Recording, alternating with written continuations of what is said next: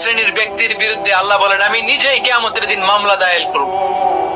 I will be against them in the day of judgment. Three categories of people I will be against them in the day of judgment. তিন শ্রেণীর লোক কিয়ামতের দিন তারা ছাড় পাবে না। আল্লাহ বলেন আমি নিজেই তাদের বিরুদ্ধে মামলা দায়ের করব। এর মধ্যে এক শ্রেণীর লোক হচ্ছে রাজুলুন ইস্তাজারা জিরান ফাস্তাউফা মিনহু ওয়া লাম ইউতি আজরা। একজন শ্রমিক ভাড়া করে তার কাছ থেকে কাজ নিয়েছে কিন্তু তার পারিশ্রমিক আদায় করে নাই। এরকম আছে না নাই?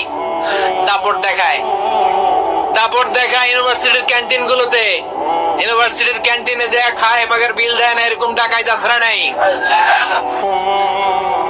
চায়ের দোকানে চা খেয়ে আগে পরে দিব বিল দেয় না, আছে না নাই?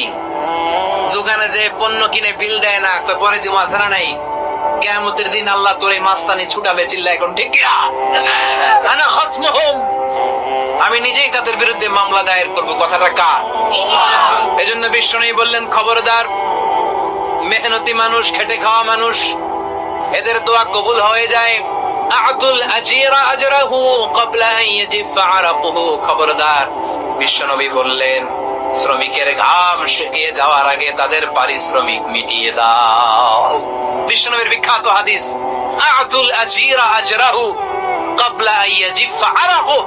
শ্রমিকের ঘাম মাটিতে লাগার আগে, শুকিয়ে যাওয়ার আগে তাদের পারিশ্রমিক মিটিয়ে দাও।